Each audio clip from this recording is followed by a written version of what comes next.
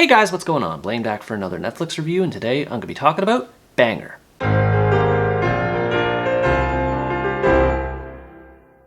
Banger is a French crime comedy that tells the story of Louis, who performs as a DJ under the moniker Scorpex. He's washed up and struggling to stay relevant in the modern DJ scene when he's suddenly cornered by a group of secret police officers who have an offer that he can't refuse. Rival DJ Vestax is supposedly involved with a group of mobsters using his music career as a front to conduct an illegal drug racket. Scorpex is asked to go undercover, befriend Vestax, and work his way into the drug ring to find who's responsible for running it, in exchange for ignoring his own legal troubles. Seeing this as an opportunity to make a career comeback, Scorpex accepts the offer and sets off from there. I'm not sure if I was this movie's intended audience or if there was something I missed, but I simply just did not get it. Some of the musical set pieces and cinematography are pretty creative, but it falls apart when it comes to just about everything else. The boring comedy and aimless story makes it a slog to sit through, and even its musical elements wear thin after a while. There isn't much more for me to say about Scorpex beyond what I said in the introduction,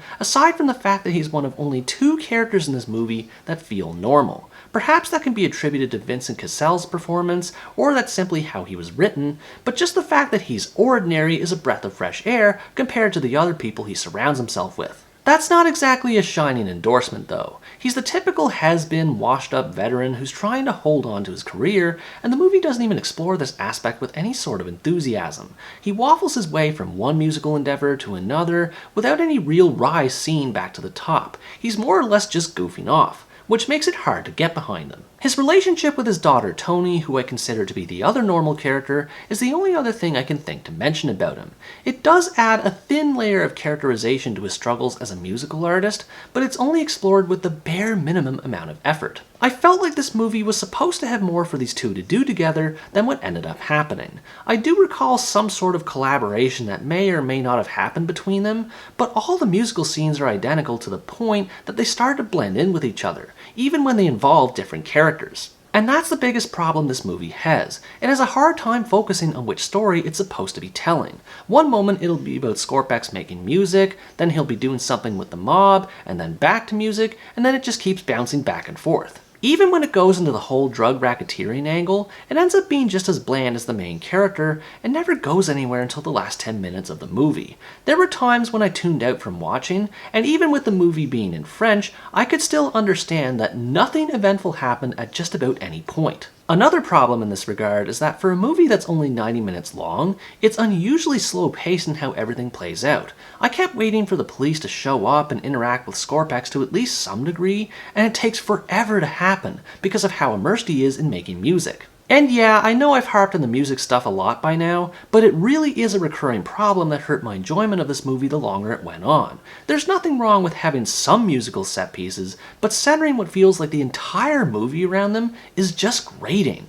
especially when you may or may not be a fan of the genre of music. In fairness, there are some instances where the music is pulled off well, mostly when it's performed in a live setting instead of just in a studio. The energy of the crowd ramps things up, and the production design is usually a lot more interesting. But again, your enjoyment of these scenes will likely come down to whether or not you enjoy electronic music. Even though the music doesn't really connect well with the story, one can tell the filmmakers at least tried depicting it in a creative way. The cinematography is pretty cool, and the lighting often matches the intended tone of a scene. It's just a shame the filmmakers didn't put the same amount of effort into the writing. One complaint I do have about the music is the difference in sound mixing between the music and the regular story bits with dialogue. The former is too loud, while the latter is too quiet. So whenever there's a transition between one and the other, I had to change the volume on my TV to reflect the difference, and with how often it happens, it doesn't take long for it to get annoying. As the movie progressed, I gradually realized that it was supposed to be a comedy, which puzzled me because there were hardly any scenes that I'd consider to be funny.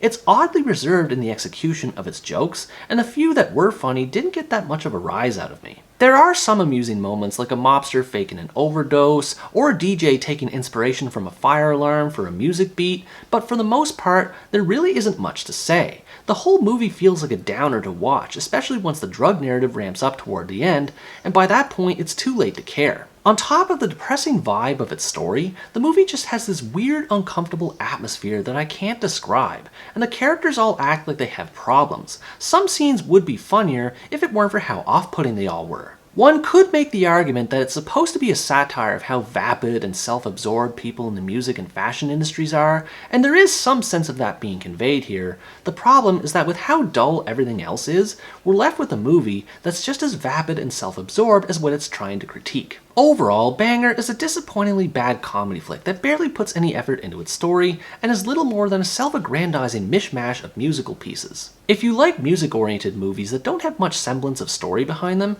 you might enjoy this one a bit, but personally I don't see the appeal behind it. I can appreciate the effort that went into the music scenes that played a role in the story, but as a whole, the movie felt like a long exercise in patience with its waffling story and near-complete lack of entertainment value. When it's all said and done, this movie is less of a banger and more of a bummer. What did you think about this movie? Did you enjoy how the music blended into the story, or did you find it annoying instead? Let me know in the comments below.